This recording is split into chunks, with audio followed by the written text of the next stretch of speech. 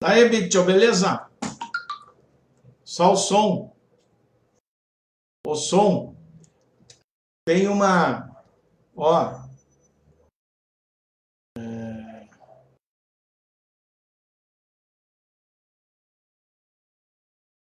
coloca a flechinha em cima da imagem e vai aparecer embaixo uma câmera e um microfone. Você clica neles.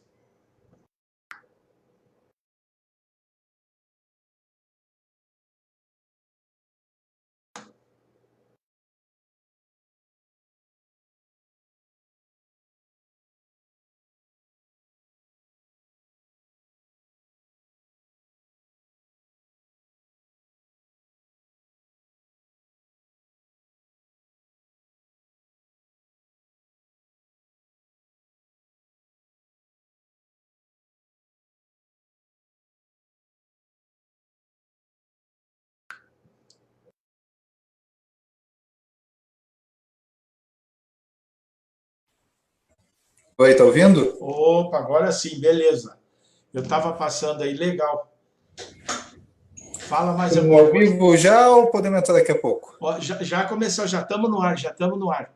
Então, no ar, pessoal. Isso, já estamos no ar. Só deixa eu compartilhar aqui no meu Facebook, beleza, Manuel? Ao vivo é assim mesmo, as coisas acontecem dessa forma, Sim. né? Não tem outro, deixa eu ver aqui. Eu também estou aproveitando aqui Ah, é? e Aí, ó. convidando os Já estamos no colegas. ar, eu estou compartilhando aqui ao público agora. Deixa eu ver aqui, beleza pura. Então vamos lá. Boa noite, pessoal. Deixa eu colocar mais um lance aqui no meu, mais um comunicado aqui que eu coloco sempre antes aqui para o pessoal, quem quiser se inscrever no meu YouTube, né, no meu canal de YouTube também do tipo, né? Então vamos lá. Estamos iniciando mais um programa, O Ponto da Política. Eu sou o Chicão Somavila, editor deste programa, que é realizado da cidade de Pinhais, no estado do Paraná, para o Brasil e para o mundo. Hoje, sábado, dia 4 de abril de 2020, são 19 horas e 44 minutos. Por uns problemas técnicos, não podemos iniciar às 19h30, mas não tem problema.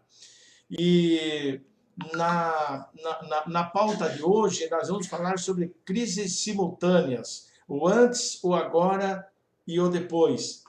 O espaço é aberto e democrático. Participe você também com perguntas, sugestões, observações, críticas, enfim. E para falar sobre esses assuntos, a conexão de hoje é com Manuel Neto, que é pesquisador, escritor e agitador cultural. Depois explica, Manuel, o que é agitador cultural, que Tá tem bom, gente eu que vai achar que explico. você é bagunceiro.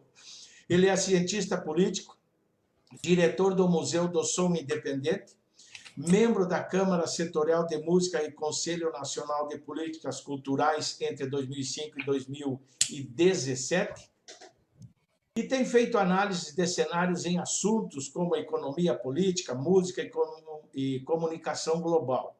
Contribui com a CPI do ECAD, né? Promoveu estudos sobre jornadas de junho de 2013 e antecipou conflitos como o impeachment da presidente Dilma, a guerra híbrida, a doutrina de choque, o projeto de capitalismo, né, de catástrofe do governo Bolsonaro, e recentemente previu a crise de pandemia e seus efeitos no Brasil. Boa noite, Manuel Neto, seja bem-vindo. Tudo bem com você aí? Boa noite, Chicão. Boa noite, amigos que estão nos assistindo. Fico contente de poder trazer aí para os nossos colegas esse debate, ainda que seja um tema tenso. Recomendo que os colegas que estão ao vivo divulguem para os demais, que hoje a gente vai trazer de novo fatos surpreendentes, questões que não estão na grande mídia.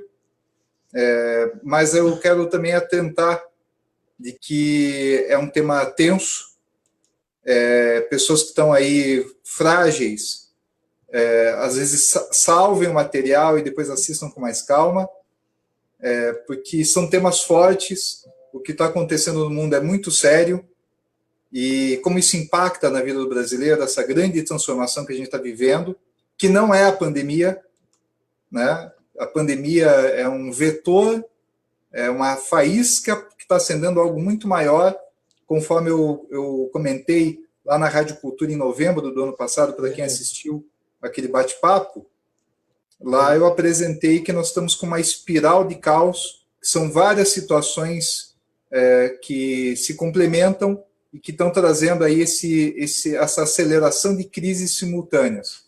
A gente vai falar um pouco sobre isso, sobre a pandemia, sobre essa previsão, como que foi feita. Não pensem que foi algum tipo de evidência, não foi bola de cristal. Cientista político lida com gráficos, com dados, com análise do ambiente, né? Nós dois aí que fomos contemporâneos, né, na ciência política, né, Chicão? É isso mesmo.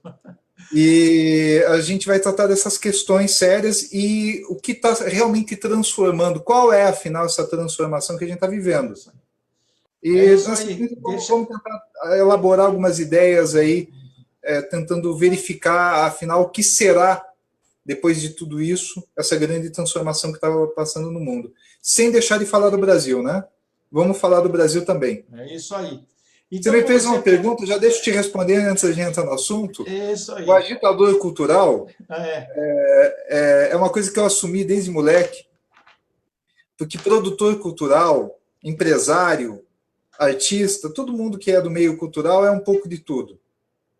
Mas o agitador cultural ele tem uma função diferente, ele traz essa ebulição, essa efervescência, essa discussão, esses debates que ajudam a aquecer a vida intelectual e cultural da sua região, do seu país. E eu sempre preferi trazer a provocação. Então é algo que difere do entretenimento, né? Essa coisa do showbiz, dos negócios culturais, para uma atividade que é de impacto cultural, que é de impacto filosófico, sociológico no seu tempo, para ajudar a revelar as questões existenciais. Então, apesar de eu ter sido produtor, divulgador, também sou artista, eu sempre preferi colocar agitador cultural, porque eu estou aqui para agitar, né, Chicão? Tá certo, bem explicado, legal. E como eu sempre faço um comentário inicial antes de começar as perguntas aos nossos convidados, né? Que eu agradeço bastante ao Manuel por ter aceitado participar conosco de mais uma live, que ele participou o ano retrasado e o ano passado também aqui de uma live. Mas eu sempre inicio falando e lembrando, procurando lembrar as pessoas sobre a importância do isolamento social. A Organização Mundial da Saúde, o Ministério da Saúde do Brasil, através do seu ministro Henrique Mandetta, eles informam, mandam as informações diariamente que a única forma de contermos o avanço do vírus ou seja, a forma mais eficaz de conter o avanço do vírus é o isolamento social.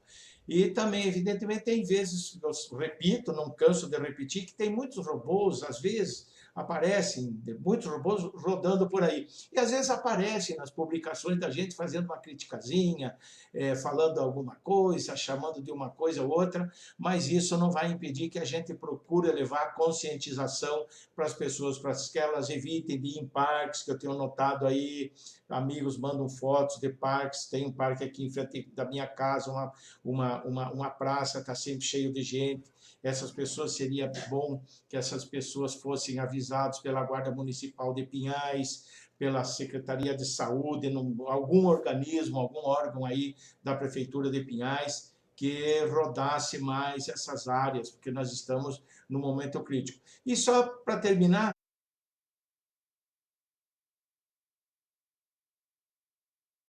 a Alemanha, a França e o Brasil acusam agora os EUA de estarem desviando equipamentos e insumos do combate ao coronavírus. Mas vamos lá para as perguntas, vamos iniciar aí as perguntas, mas não é esse o nosso assunto, mas sobre o isolamento social, qual que é a tua opinião, Manuel? Chicão, é bom a gente falar um pouco de serviço público, né, de questão de interesse público num momento de crise de saúde. Antes da gente abordar aí os temas, eu concordo com você, não é a minha área, mas como eu observei essa crise e fiz há 2 meses e pouquinho um artigo explicando que isso chegaria no Brasil, eu acabei estudando um pouco, tenho entrado em contato com alguns profissionais de saúde, como a Ana Luísa Savioli, que tem estudos ainda mais interessantes do que o Átila Lamarino, falando dessa questão da pandemia. Também vi os vídeos muito instrutivos do Átila, e tenho lido artigos, como você bem sabe, eu acompanho não só a imprensa nacional, a internacional, e também os trabalhos científicos, quando algum tema me interessa.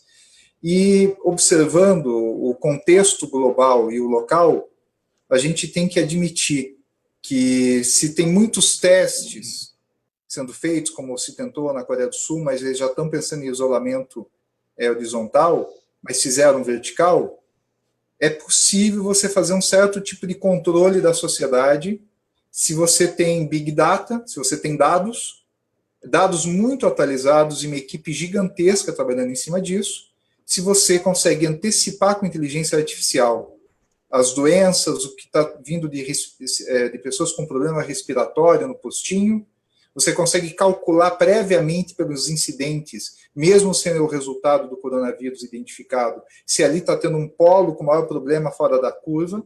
Você sabe, a gente estuda tabela, gráfico, a gente sempre, na nossa profissão, a gente tem que trabalhar com os dados e saber fazer leituras. Exatamente. Então, é perfeitamente possível você identificar essas questões. Me parece que o governo brasileiro não está sintonizado com o tamanho do problema e não está dando soluções à altura. E aí, quando se fala de isolamento total, né, esse horizontal, num país que não tem insumos, que está com uma crise política com a China, que é quem detém os insumos, crise política causada pelo filho do presidente. E aí nós temos, do outro lado, os outros países comprando tudo. O Brasil já falta na linha ali, já está revelado pela imprensa, pelo próprio ministro, de que não tem nem máscara mais nos hospitais. Os profissionais de saúde falando desesperados dessa situação. E a curva do vírus vindo em ascendente, eu diria que isso é um tsunami chegando, que não pode ser impedido, e que as pessoas não ousem em arriscar seus familiares e amigos e se isolem. E o governo, nesse caso, deveria estar tomando providências para garantir logística, financiamento de dinheiro para as pessoas poderem ficar em casa minimamente com algum tipo de segurança, tomar medidas mais extremadas no que se refere à integração de vários ministérios para garantir entrega de produtos, medicamentos, capitanear a indústria nacional, como fez a americana, para fazer produção urgente de coisas que nós não temos e garantir um amplo sistema de distribuição e de gerenciamento da crise. A triste constatação que eu tenho, que já estava lá no artigo de mais de 2 meses atrás, é de que o governo tem praticado a necropolítica.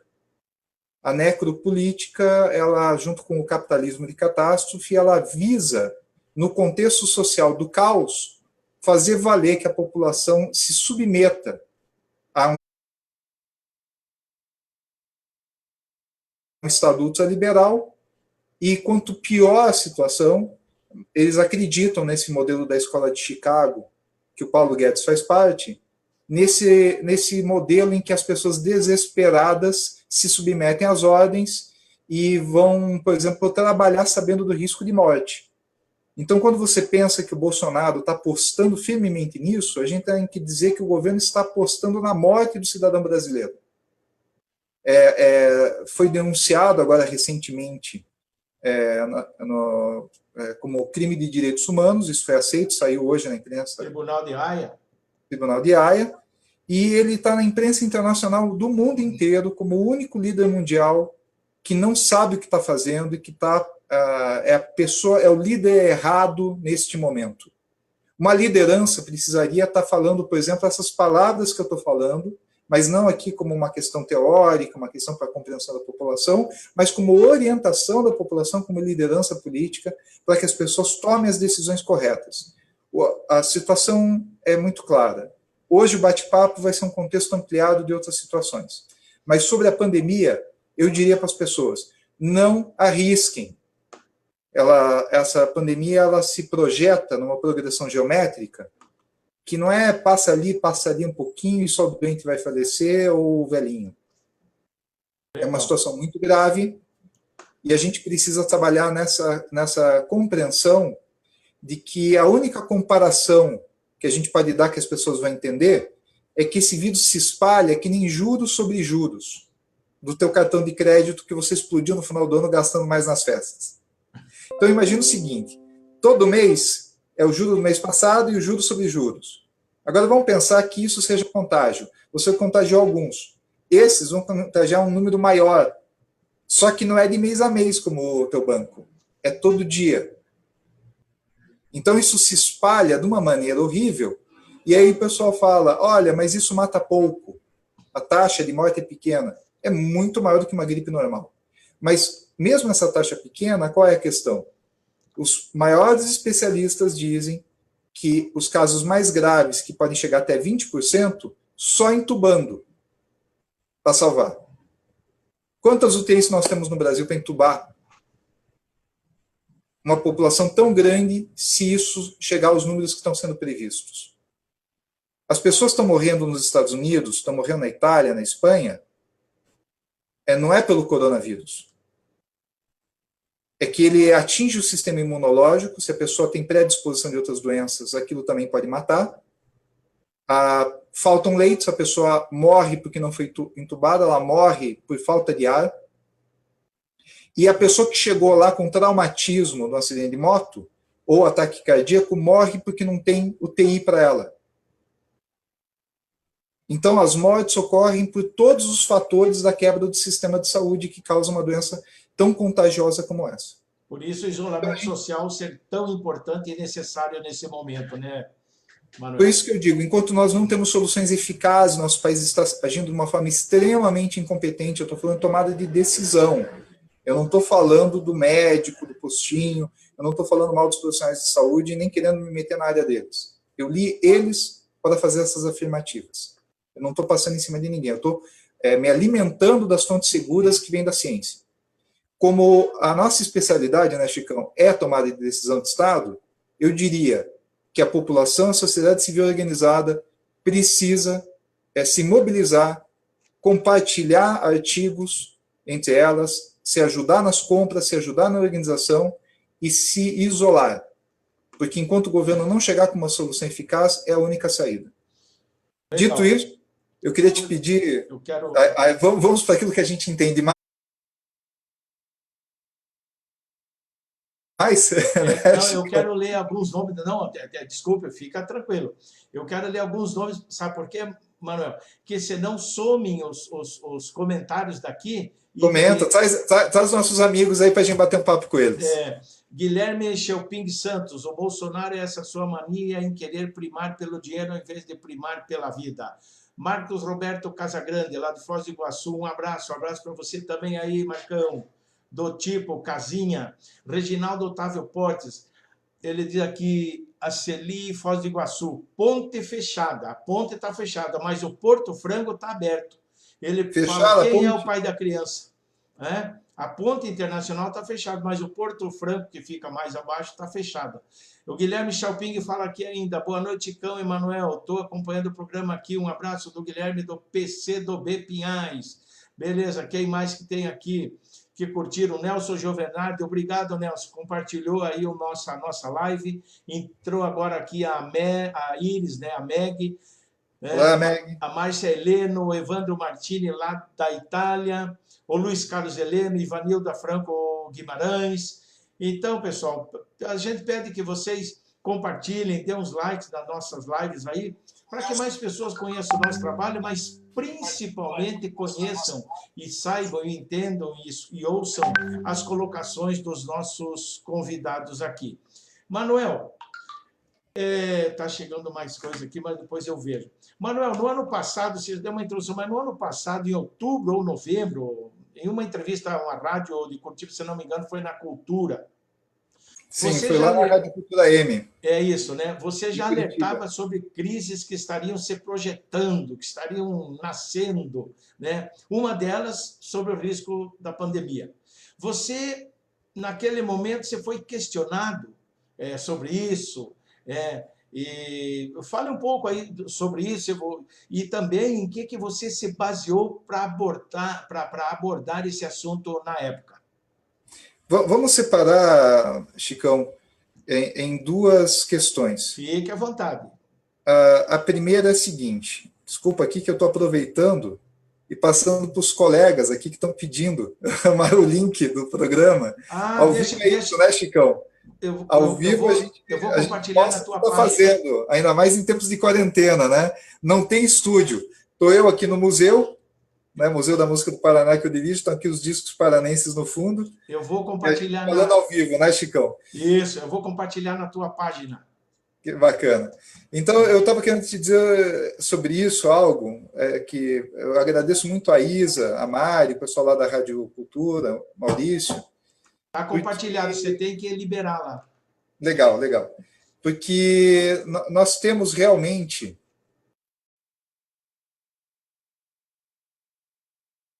uma situação que está acontecendo que difere um pouco da questão da pandemia. Eu já vou explicar onde conecta a pandemia e como que a gente chegou nessa previsão. Mas a situação é que eu acompanho indicadores.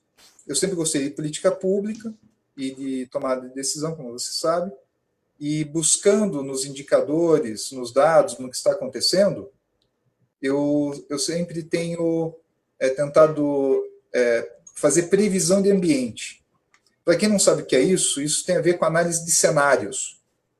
Não é evidência, como eu comentei, né? Os cenários são as probabilidades, conforme o histórico, a tendência, os indicadores, os jogos políticos, como se dá a dinâmica dos jogos, isso vai muito à teoria dos jogos do John Nash, e a partir disso você consegue compreender tipos de situações que podem ocorrer. Então, por exemplo, a quebra das políticas culturais baseada nas más práticas, nos problemas e condutas dos atores políticos. Eu fiz uma previsão sobre isso no início da década passada, você deve se lembrar disso. Eu trabalhei com essa mesma previsão de cenário, que a política pública, as normas não estavam condizendo com uma boa prática que daria nisso que está hoje, que está arrasado o setor. Situações ligadas, por exemplo, ao impeachment da Dilma, eu escrevi um artigo em um dossiê em 20 de junho de 2013, portanto, dois anos e meio antes do impeachment, antecipando quem é dos atores políticos e que existia ali um projeto de derrubada daquele governo, né? A mesma situação com a guerra híbrida, que é uma questão que eu, você, o Marcelino, já conversamos aí no programa, né, que entender essa dinâmica de quebra de um Estado por interesses internacionais e de como fizeram isso no Brasil. Eu antecipei antes do tema ter sido debatido por outros canais no Brasil, porque eu estava acompanhando há muito tempo na teoria, e aí pude observar isso aqui no Brasil. Essa situação das crises e da pandemia também são previsíveis. Obviamente, tem modelos muito mais eficazes, né? Por exemplo, a Microsoft está com inteligência artificial acompanhando essa crise, tanto que antecipou ela no final do ano passado. Mas os indicadores que eu verifiquei ao longo dos últimos 2 anos, seja relacionado ao meio ambiente, seja relacionado à crise que está ocorrendo há muitos anos de refugiados, das questões ambientais aos problemas alimentares, a questão do emprego, a questão da tecnologia que está tirando o emprego das pessoas, a questão de falta de determinados materiais que são extraídos da natureza. Quando a gente vai somando diversos fatores, como violência, enfim, você tem ali aqueles índices naqueles gráficos, para quem já viu ano a ano comparado, né? Vamos falar para o público que não acompanhou isso, porque tem colegas nossos que são da área, vão achar isso feijão com arroz. Mas vamos falar para o público que não sabe do que se trata. tem aqueles mapas que tem aqueles gráficos que tem aquele risquinho na parede, né? Então, aquele risquinho que eles colocam a tabelinha na matéria depois, ela foi estudada por um pesquisador que acompanhou os dados e conseguiu comprovar determinados padrões acompanhados em períodos sazonais, ano a ano, mês a mês, comparado com o histórico desde o início da curva, quando aquilo começou a ser estudado. Bem, olhando os vários fatores, quando você tem uma variação abrupta na curva, que ela começa a dar uma subida fora da curva, isso é um indicador de que aquilo pode estar entrando num problema muito grave naquele segmento, naquela situação que é estudada. Olhando vários indicadores e várias questões ao mesmo tempo, eu comecei a perceber que todas essas curvas que pendem para a aceleração de algum problema estão subindo ao mesmo tempo. Aí entra uma inspiração aí, tanto no Marx, que vai falar do capital internacional, de como se apoia, de como vive de crises. As crises são o grande segredo do capitalismo. É disso que ele se alimenta. Mas também de um texto do Paulo Gaia, Paulo Gala, isso, que é um economista brasileiro, e ele tem um texto que ele fala sobre cadeias de valor. Ele compara com redes, né? Então é como uma rede que puxa a economia, um fio puxa o outro.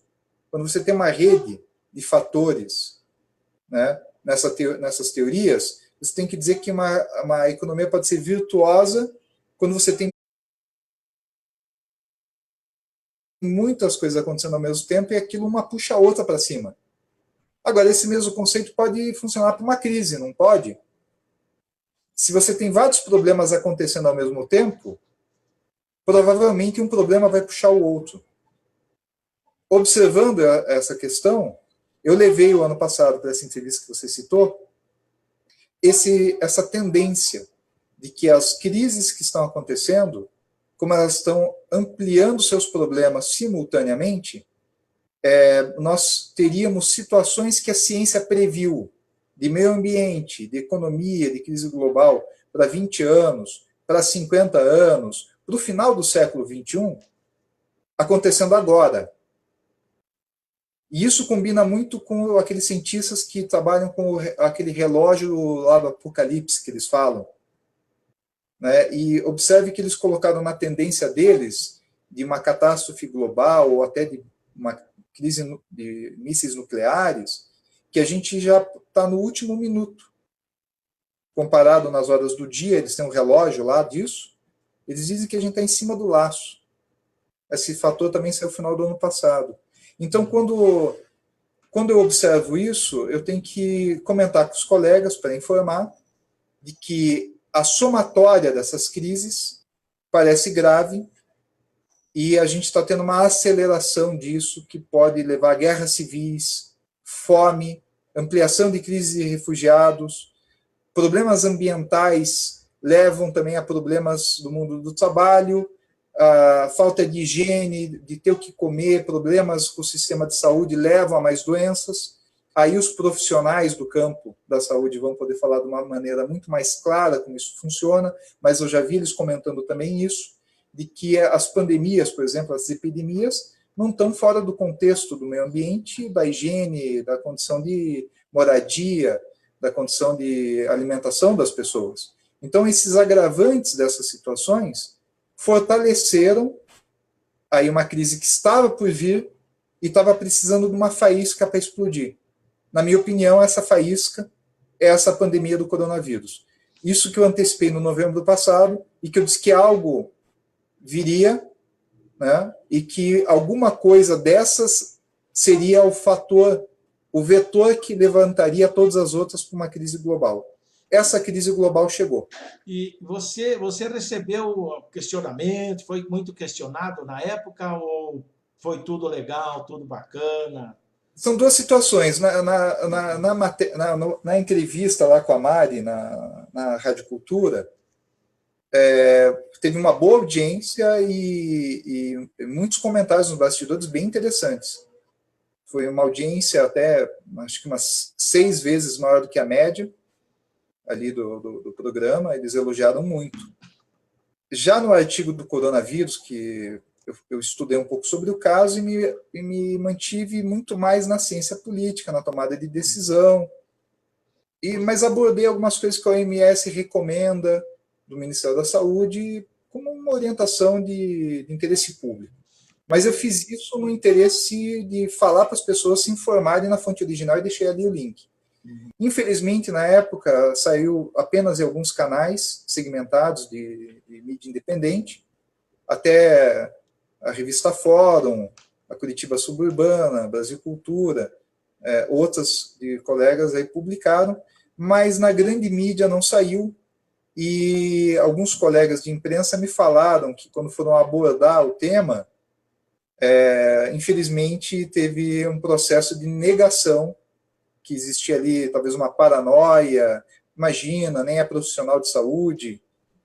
Isso é lamentável, porque a gente poderia, da mesma forma que eu fiz, encaminhei para políticos, encaminhei para governos, ter antecipado melhor essa crise, o Brasil poderia ter se preparado melhor, e existe aí uma confusão de que técnicos de outras áreas, como antropologia, matemática, física, cientistas políticos, sociólogos, psicólogos, psicanalistas, enfim, pessoas de diversas áreas de geografia, são técnicos também e podem contribuir com esse tipo de crise. Pessoas que são, por exemplo, militares e profissionais ligados à defesa civil, podem, junto com os bombeiros, providenciar uma série de estratégias junto com o sistema de saúde numa crise dessa.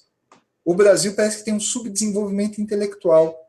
Tem alguma coisa acontecendo no meio do povo, que é uma descrença da ciência que foi implantada por aquele discurso daquele animal do Olavo de Carvalho, e que tem pessoas que acreditaram naquilo.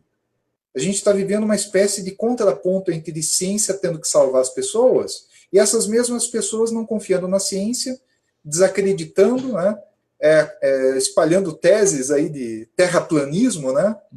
É uma coisa medieval. Então é uma contradição que a gente vive, como se de um lado a gente tivesse retornado à era medieval e do outro lado essa mesma população implorasse que os médicos e quem produz vacinas os salvassem.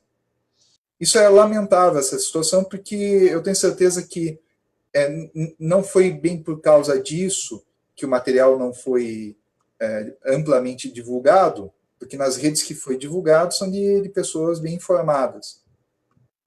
Mas, no contexto geral, sim, é lamentável que a população brasileira não teve contato com essas informações. Da mesma forma, dias depois, Ana Luísa Savioli, bióloga, que trabalha no governo, cuida desses estudos ligados à gripe aviária, enfim, ela pode até nos comentários, quando ela ver, comentar melhor. Mas ela é uma profissional de alto nível, está publicando quase todos os dias artigos importantíssimos, também desde fevereiro, antecipando essa questão, cuidando aí um lado não de decisão do Estado, de tomada de posições em relação a uma crise desse tipo, que é mais a nossa área, mas tornando público informações ligadas da área da biologia e da epidemiologia que ela é profissional. São dados muito bons, ela comprova ali que está tendo um volume alto agora de pessoas com maior número de doenças respiratórias fora da curva no período, o que comprova, por exemplo, as subnotificações. A gente pode depois colocar aí nos comentários os links dos artigos dela, mas, da mesma forma, o Átila Lamarino, depois já na imprensa, na grande mídia, conseguiu falar com mais pessoas. Mas note, a gente teve 2 meses e pouco com profissionais falando que deveria ser grave a situação no Brasil e que a gente deveria se preparar melhor. Manuel, deixa eu ler mais só agora essas informações estão na mídia, né? Não, tranquilo. E muito interessante, muito esclarecedor as tuas colocações. Mas eu tenho que ir também lendo aqui os nossos participantes. O Tielo Salles. Vamos trazer a audiência para o bate-papo. Se tiver alguma dúvida, amigos. Mas está muito legal, está muito legal. Trago aí, né? E temos a noite inteira. Tielo Salles, boa noite, meu amigo Chicão. Obrigado, Beckley. Manuel Chicão, boa noite. Qual a sua visão sobre os projetos que visam salvar os bancos? Ele colocou um link aqui, o Beckerley. Banco Central propõe projeto de socorro a bancos e prevê uso de recursos públicos, veja só. Mas uma coisa que eu queria falar, você falou agora há pouco e citou vários profissionais, entre eles os de saúde, psicólogos e tal. Eu quero dizer que segunda-feira, às 7h30, eu vou entrevistar a doutora Cláudia Paola Carrasco Aguilar.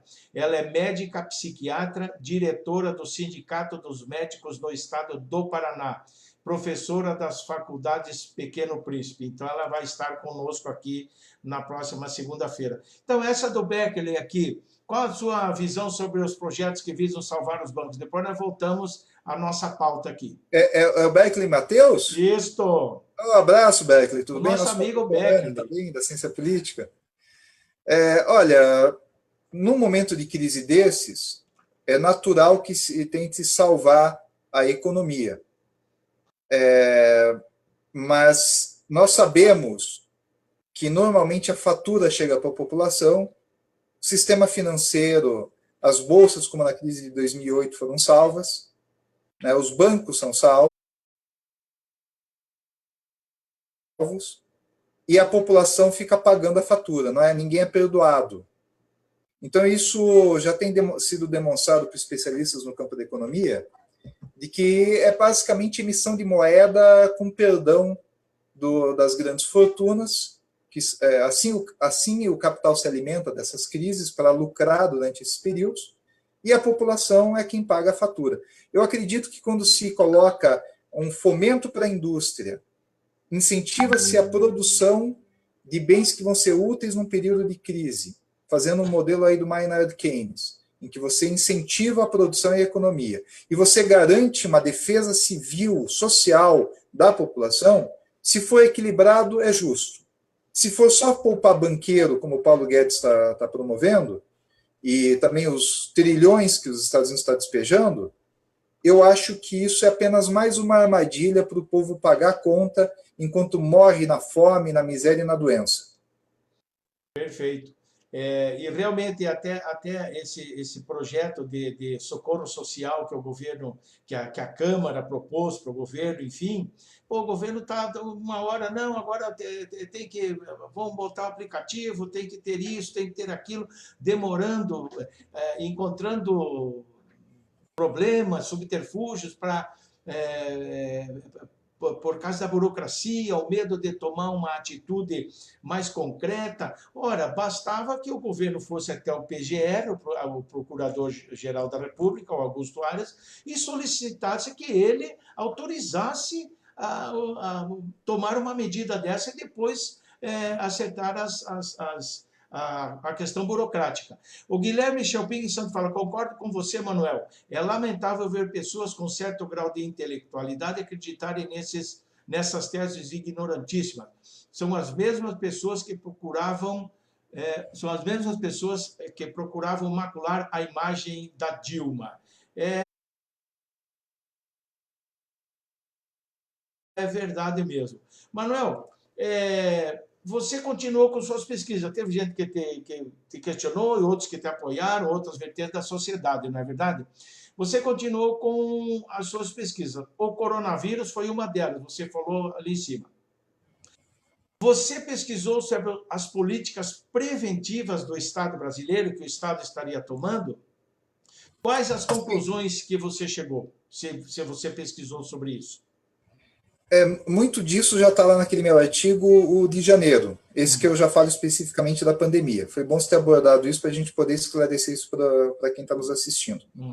A questão das medidas que o governo está tomando, ou das que não tomou, é que se exige, numa certa escala, conforme o problema, uma previsibilidade que vai desde a orçamentária, a de logística, a leis, a aprovação de medidas e decretos, a integração de sistemas e, principalmente, aquelas que possam ser emergenciais, que, no caso específico de uma pandemia, é o isolamento, antes do isolamento social, o isolamento territorial de onde está vindo a fonte da pandemia. Então, uma situação que eu percebi, conforme as orientações da OMS, as decisões dos outros países pelo mundo, é que o Brasil foi tomando medidas, aquelas que estão chamando aí de mitigar, que é você empurrar com a barriga um pouco, tentar reduzir a onda, mas que não são as medidas mais efetivas, mas de uma maneira muito atrasada em relação à realidade. Por exemplo, no relatório de 24 de janeiro da comissão especial que está cuidando da questão da pandemia no Brasil, no relatório deles, isso é do Ministério da Saúde, eles determinam lá quais são os 4 fatores da doença, dos postos de saúde, para os hospitais investigarem as doenças, verem se as pessoas estão tendo contágio ou não. E colocam como regra para fazer o exame que a pessoa tenha estado em Wuhan. Mas a gente sabe que essa doença é altamente contagiosa. A pessoa pode ter pego num avião indo para a Alemanha, na Alemanha encontrou 2 dias depois um congresso com empresários brasileiros, o empresário brasileiro veio para o Brasil e espalhou a doença já em janeiro. Veja, um exemplo disso é aquela senhora idosa que morreu em janeiro e que agora saiu a comprovação de que ela estava com coronavírus. Morreu de coronavírus no Brasil, em janeiro. A gente já apostava nisso, já sabia dessa medida provável, que tinha que ser preventiva, por causa dessa situação que se relaciona à globalização e que tem a ver com o fator de que, num mundo em que as pessoas viajam muito e têm muito contato, o que acontece é que elas vão naturalmente espalhar muito mais facilmente esse tipo de doença, por isso que os epidemiologistas estão desesperados. Então, essa já é uma situação muito clara relacionada ao tipo de medida que o governo não tomou. Vamos expandir essa onda desse mesmo problema. O governo só começou a fazer testes e ampliar essa questão de verificar de onde veio o contágio, para incluir na agenda de risco, há 2 semanas atrás. Então, todo esse período, vários países do mundo fecharam as fronteiras para vários países onde estava a crise, e o Brasil só fechou para Wuhan. O ministro Sérgio Moro, que encolheu nesse governo, né, daquele, para muitos, um herói, mitigou também as suas decisões, e só na semana passada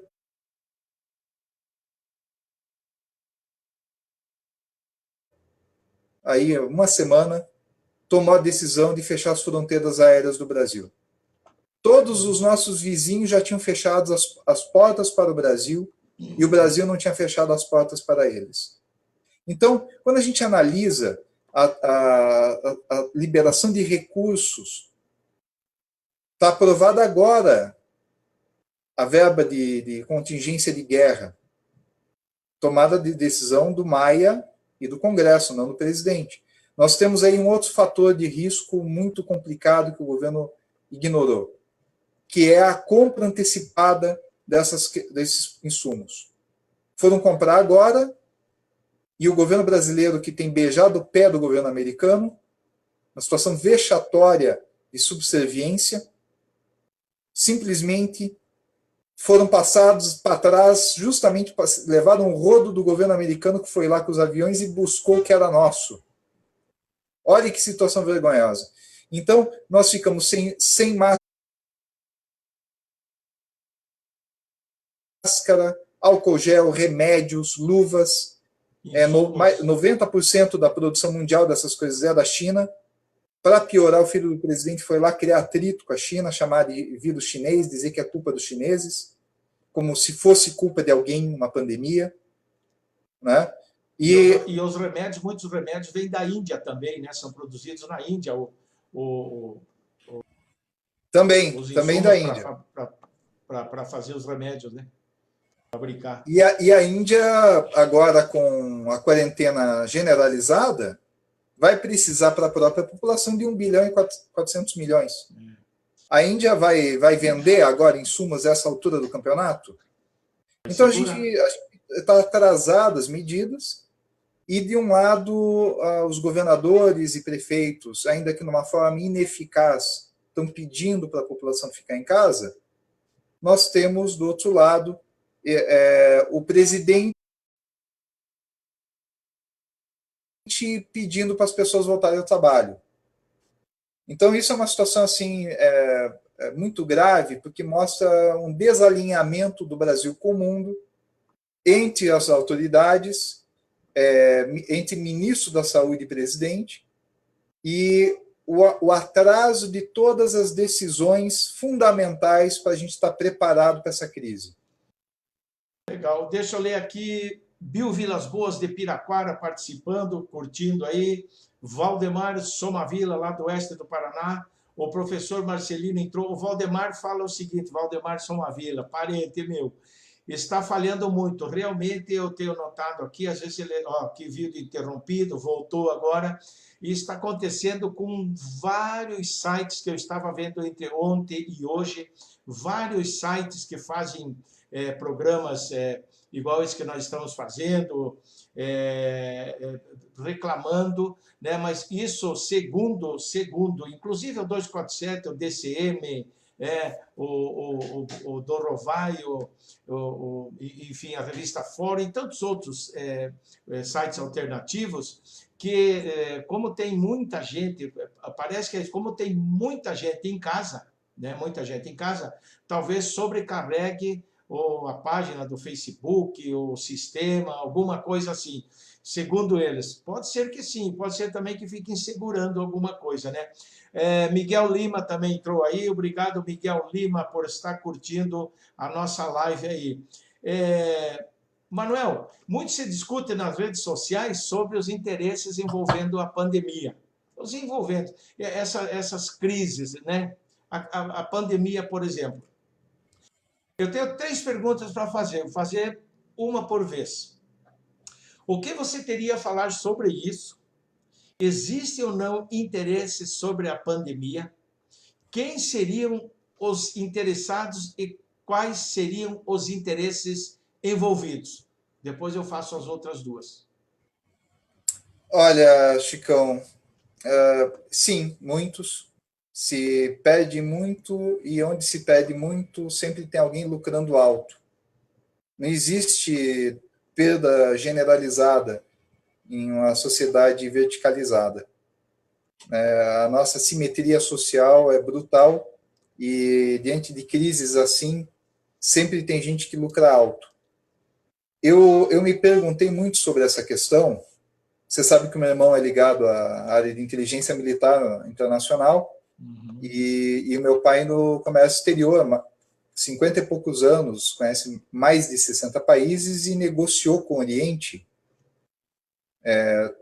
Olha, para você ter uma ideia, em 1971, ele entrou na China, era uma coisa muito rara para o Ocidente entrar para fazer comércio.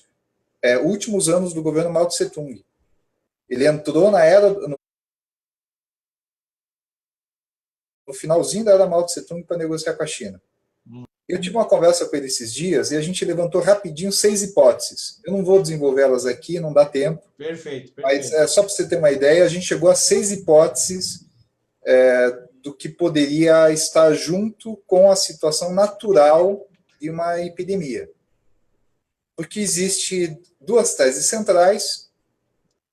Eu acho que falar que a epidemia não foi natural é teoria conspiratória.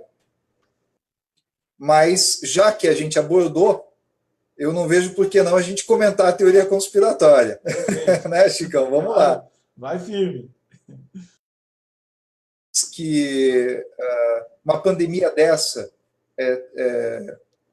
venha a ocorrer naturalmente, por mais que uma pandemia como essa venha a ocorrer naturalmente, nós temos aí a possibilidade, sim, dentro do contexto de guerra híbrida, de ataque biológico. Então, nós temos 2 teses centrais. Isso foi natural, isso não foi natural. E a população se divide. Cada um vai acreditar no que bem entender. Na tese do não foi natural, existe a culpa dos chineses e a culpa dos americanos. Já notou que já se dividiu em 2 teses? Então, tem a tese de que teve os jogos militares em Wuhan, vazou de um laboratório americano, lá, uma situação no laboratório que foi fechado. E tem a tese que o próprio governo chinês plantou lá para espalhar pelo mundo. Aí eles ficam nessa quebra-pau de Twitter, do qual você me conhece também, você sabe que eu fico dando risada. Eu fico lendo e vendo, os comentários são fantásticos, são surreais. Mas de verdade, dentro disso, existem aí dois outros fatores. Vamos eliminar China e Estados Unidos nessa hipótese.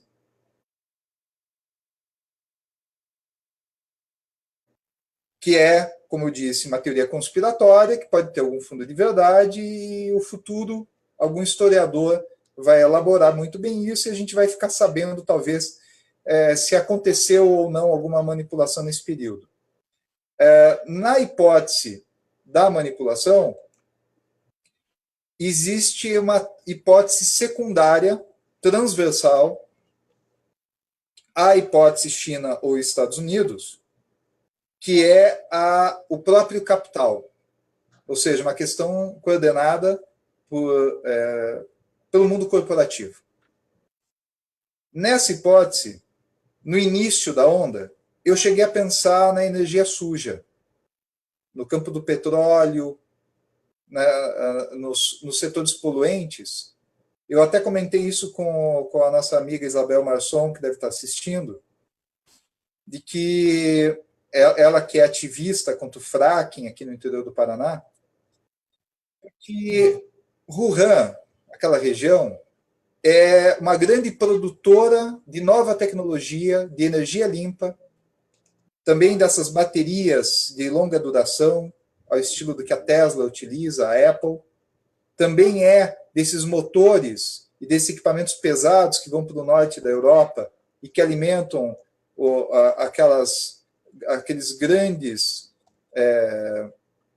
moinhos eólicos que captam energia do vento, energia eólica. São grandes produtores do mundo também de células fotossensíveis ligadas à energia solar.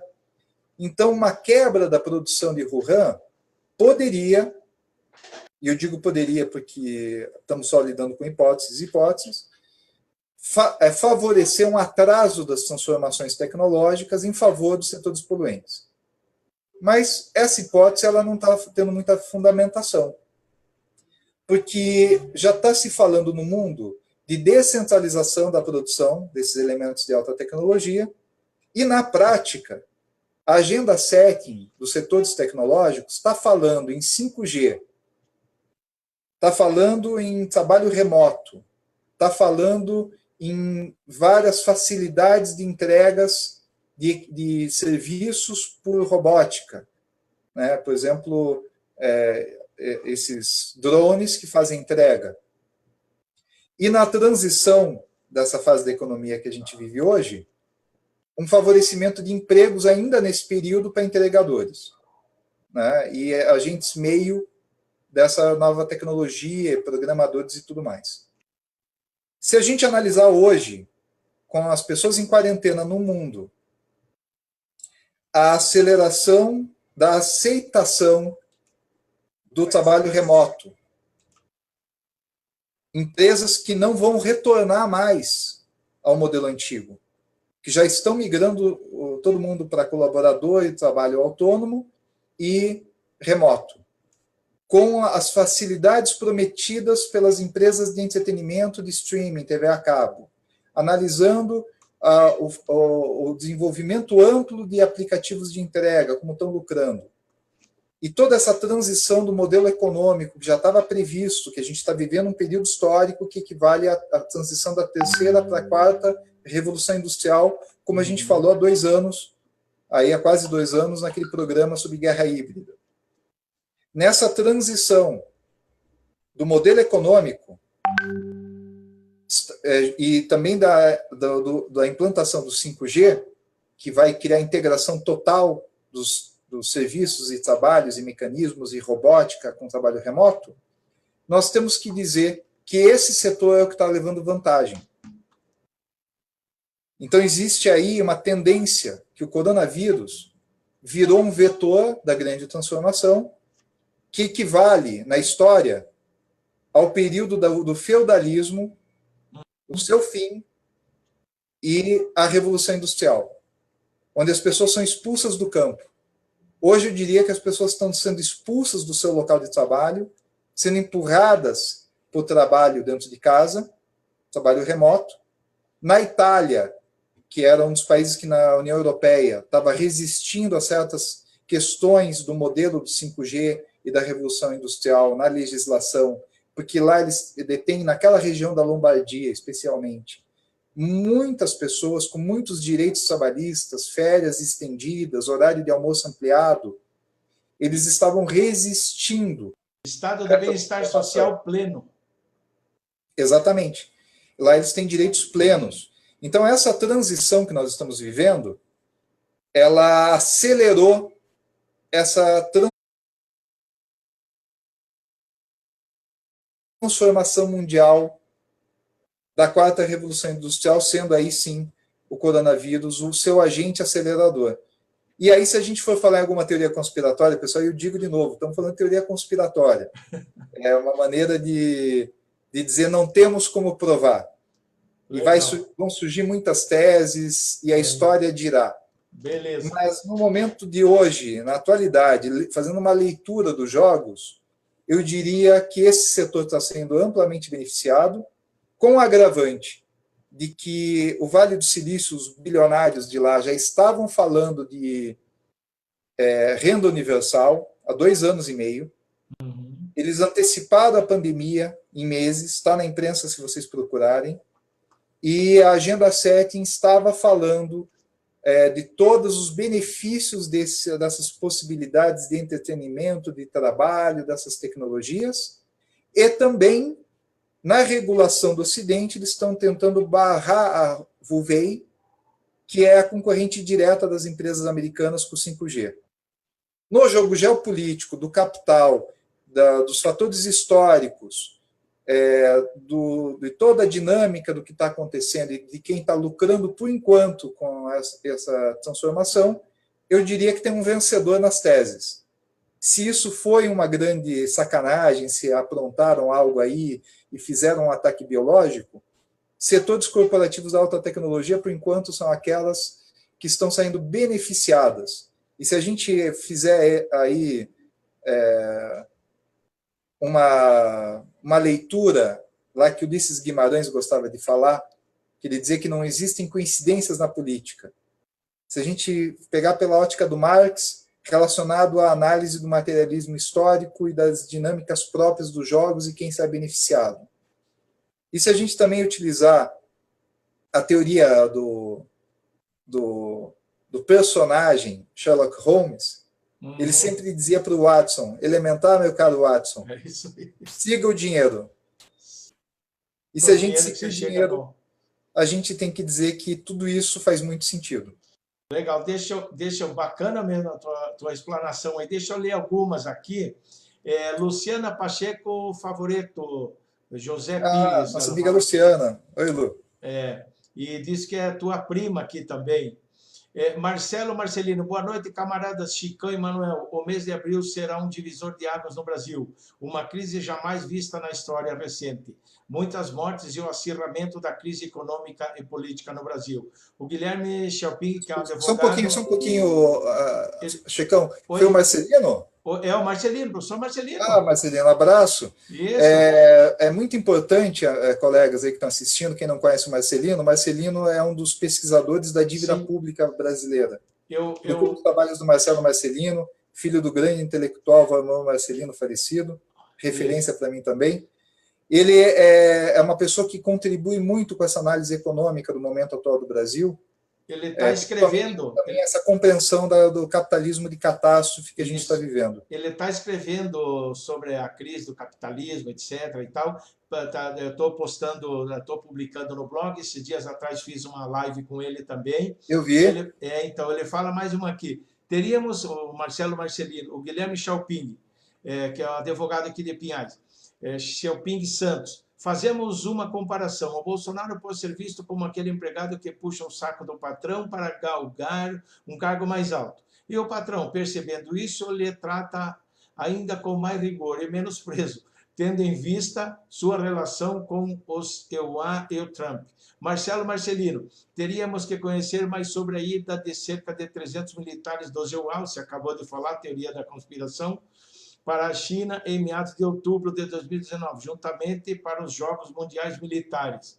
Isso, Marcelino, o Manuel acabou de falar aqui. Os Jogos Militares ocorreram na mesma província que todos conhecemos e onde justamente surgiu a Covid-19.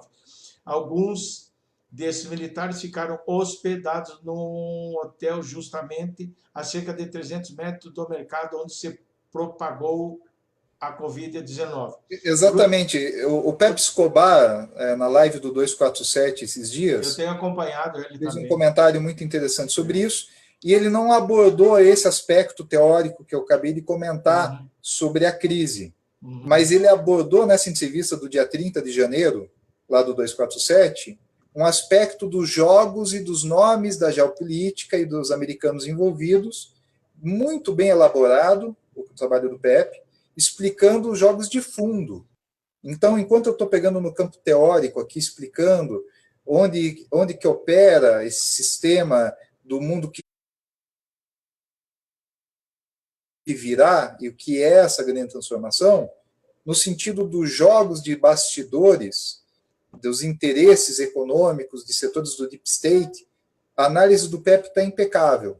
E ele ainda faz um bom comentário sobre esse vídeo novo do Bob Dylan, que saiu. Sim, o comentário do Bob Dylan também está muito bom. Sobre a morte do John Kennedy, né? Isso. Deixa eu ver aqui, Luiz Antônio Fidalgo está nos acompanhando, Zélia Veiga, o Miguel Lima, eu falei, o Marcelo Marcelino, Sabrina, Ellen de Souza Padilha. Então, vamos ver aqui o Luiz Carlos Heleno, lá de Piraquara. Ele fala o seguinte, o Manuel falou das teorias conspiratórias. O ministro da Educação, muito bem lembrado essa, Carlos Heleno, eu li também sobre isso e já ia passando batido. Ainda bem que temos, né, nós seguidores que nos lembram das coisas. O ministro da Educação saiu com essa hoje, usando o Cebolinha como muleta. Só rindo, né, diz ele. Quem lançaria a mão desse tipo de expediente seria o próprio ministro. Quem lançaria a mão desse tipo de expediente seria o próprio ministro. Mas nem para vilão ele serve, pelo que denuncia as postagens dele. O ministro é sem noção, um vilão sem futuro. Tomara que eu esteja certo. Risos. O que você achou? Você viu essa do Weintraub? Eu sigo toda a bandidagem no Twitter, mas eu sigo de extrema-direita a extrema-esquerda, porque você sabe, Chicão, que eu prefiro fazer a crítica.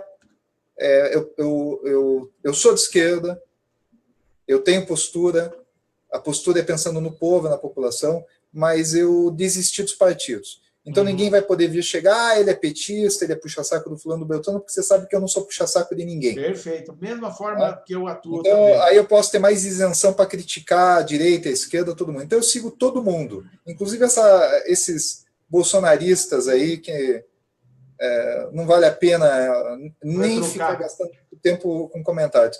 Mas eles são os deputados da bancada, líderes da bancada do Bolsonaro, os ministros, no geral, muito medíocres. É um nível infantil, é uma baixa intelectualidade débil. A palavra debilidade cabe. E é muito lamentável, mas ao mesmo tempo é interessante, porque eles se entregam muito no discurso, assim como o gabinete do ódio e todas as memes e frases que eles produzem, são muito cristalinas nas suas más intenções ao espalhar fake news e botaria para os seus eleitores, ali para aquele povo que ainda segue eles, visando enganar também pessoas que têm pouca informação, alimentando ódios, boatos, mas eles são tão rasos, tão previsíveis, que eles acabam se entregando. Eles entregam as besteiras que eles estão fazendo. Eu acho que não vê quem não quer. É isso aí.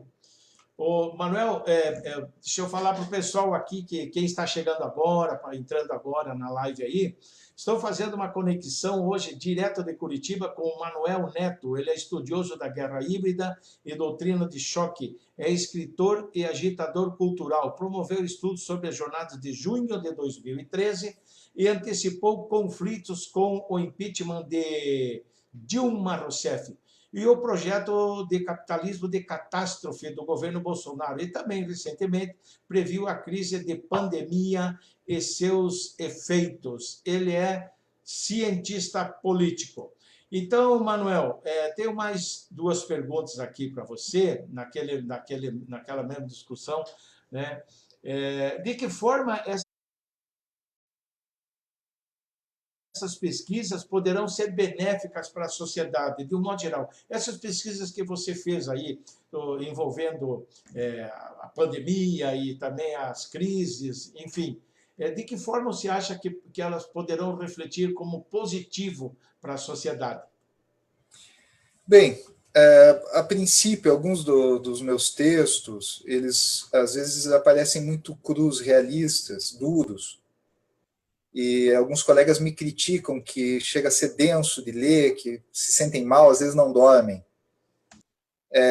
Eu entendo que eu não sou um pessimista, né? Eu sou um realista, ou como Walter Benjamin se autodeclarava, um pessimista organizado, né, que prevê um problema e tenta prover ações, tentar botar o veículo em movimento para que a gente possa mudar a situação, visando que o mundo avance, visando que a humanidade vença seus próprios fantasmas interiores e que a gente evolua. Então, eu acho que é um papel de todo profissional da área de ciência política, de sociais, historiadores, enfim, vários profissionais que são obrigados a trazer, às vezes, as entranhas do Estado, da sociedade, ou mesmo dos sujeitos, né, no caso de profissionais que vão lidar com psicologia, por exemplo, é sempre ter em vista de que o que nós estamos fazendo é trazer conteúdo, dados, para comprovar situações ou antecipar situações. Tem as teses que são preventivas e as prescritivas. Nós temos colegas que preferem analisar fenômenos que aconteceram depois. E a gente pode analisar também fenômenos que estão por ocorrer, quando a gente está observando uma onda acontecendo.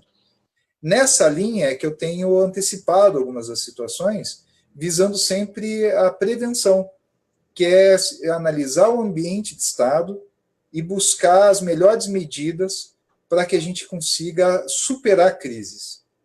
Então, eu acho que é um pouco nesse sentido. Às vezes as pessoas confundem alguns textos meus com uma coisa apocalíptica, né, caótica, mas eu estou num cenário horrível, meu Deus, né, vai explodir tudo. Mas não é, né, Chicão? No fundo, eu estou buscando trazer possibilidades e dados para que a gente possa refletir o que está acontecendo, prever cenários e saber como orientar melhor políticas públicas para os gestores saberem o que fazer. Eu acho que essa é a nossa contribuição, é sempre tentar estar orientando, explicando também fenômenos para a sociedade. Legal. E na sua visão de pesquisador, tem a última pergunta aqui, na tua visão como pesquisador, como estudioso das crises, social e economicamente falando, é claro, como que você analisaria o futuro do mundo? O que o mundo pode esperar? O que nós podemos esperar de tudo isso? Olha, a futurologia não é uma matéria fácil, né? Não. Mas eu fiz alguns cursos com uma pessoa que eu estimo muito, que fala dessa, não só da previsão de futuros, mas de imaginar futuros possíveis. Que é uma entusiasta, ela não vê pelo lado negativo, que é a Lala de Rizelin, que tem uns trabalhos bem interessantes no campo da economia criativa. Mas é inspirador, é uma coisa que a gente pode pensar o futuro por lados bons e ruins. Aí eu concordo com o Pepe, quando ele diz que o que está acontecendo não é necessariamente nem bom nem ruim, ele abordou mais pela geopolítica, eu vou pensar num contexto geral de economia, de sociedade, de outros aspectos que ele não observou.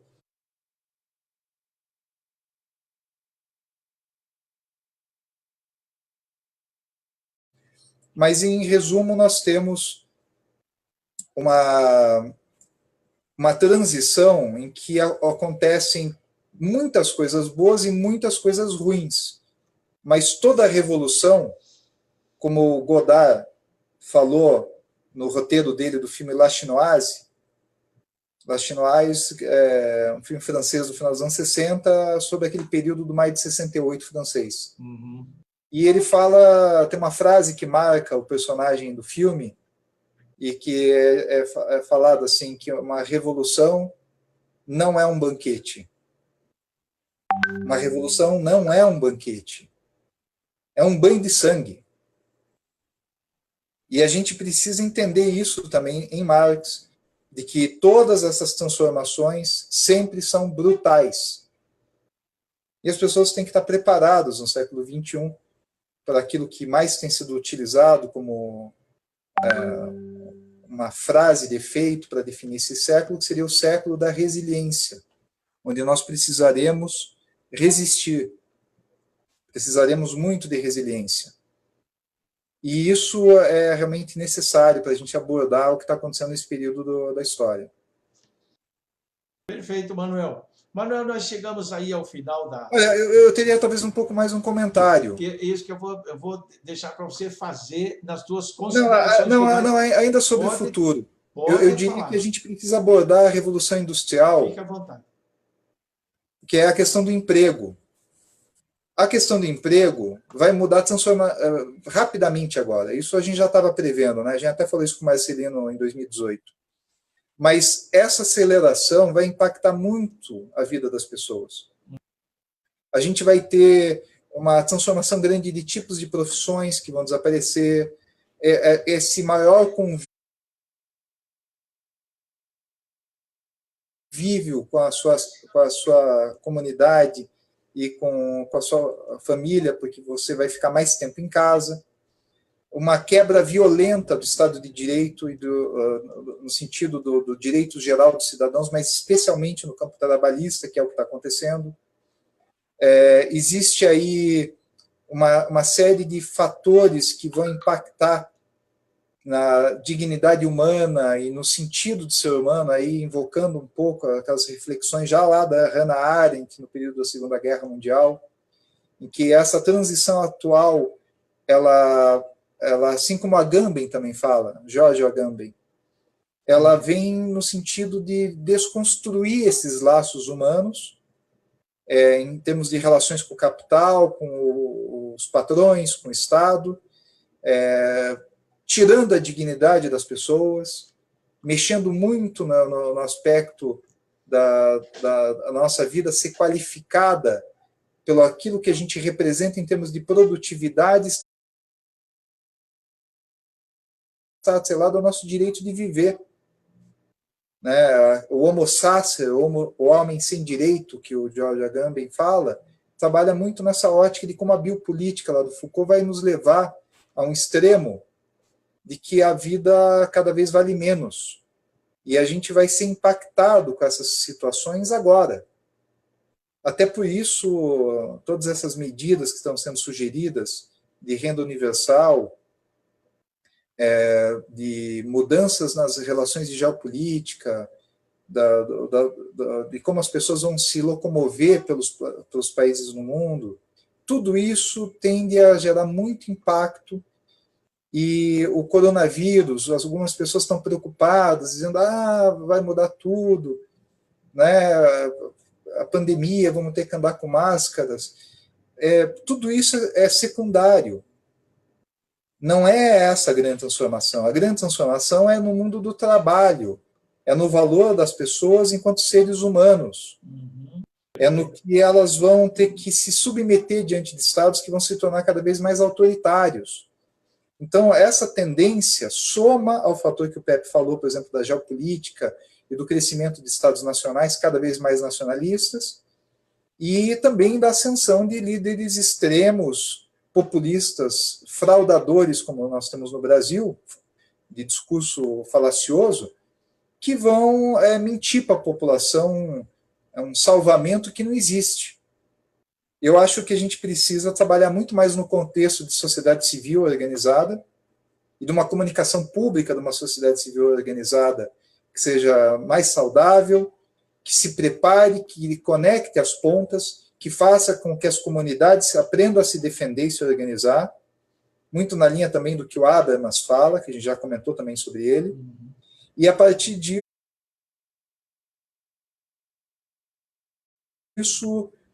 é buscar um caminho de consciência. Eu tenho um colega, o João Acuio, colega de colégio, de esportes, que a gente fazia esportes no colégio nos anos 80. E ele tem passado mensagens muito interessantes, assim como alguns filósofos que eu conheço também. E que é isso, nós precisamos trabalhar com espírito de resiliência no meio de todo esse caos, mas que favoreça uma ação coordenada positiva, visando andar para frente, valorizar mais as pessoas do nosso entorno, mais o afeto, e a partir disso a gente construir a nossa sociedade, ao invés de ficar refém desses poderes que estão aí, obviamente, planejando um controle global. E que vai acontecer com a farmacêutica, vai acontecer com os dispositivos eletrônicos que estão nos controlando, mas que a gente não pode ceder ao medo. Acho que essa é a minha mensagem final aí, a gente não pode ceder ao medo. Valeu, mas não podemos deixar de nos cuidar. É isso aí, valeu, Manuel. A Sabrina Ellen de Souza Padilha disse que é tua prima, ela que eu tinha lido um outro nome. Ah, Sabrina. Isso. Beijo, Sabrina. Manuel, então chegamos ao final aí, dá um tchauzinho para a turma aí, então. Um alô, tuas considerações finais aí. Não, eram essas mesmo. Essa última mensagem que eu passei, eu pediria para os colegas que estão assistindo que procurem os artigos anteriores. A gente vem falando de doutrina do choque, guerra híbrida, fake news. A gente tem falado das forças ultraliberais, como funciona esse projeto do capitalismo de catástrofe, como que funciona esse projeto aí do Paulo Guedes, favorecendo forças do capital internacional contra o Brasil. Aí o Bolsonaro é inexpressivo, né? Não estamos no comando de um presidente, são forças internacionais que comandam esse país no momento. Aquilo que é chamado full spectrum dominance, né? É isso aí. Valeu, Manuel. Aqui o Tiago Moraes curtiu, Adão Lima também curtiu, e o Luiz Carlos Heleno, muito legal. Valeu, Chicão. Manuel, lúcido e claro nos temas e debate. Valeu, pessoal. A gente agradece a todos vocês aí. Um grande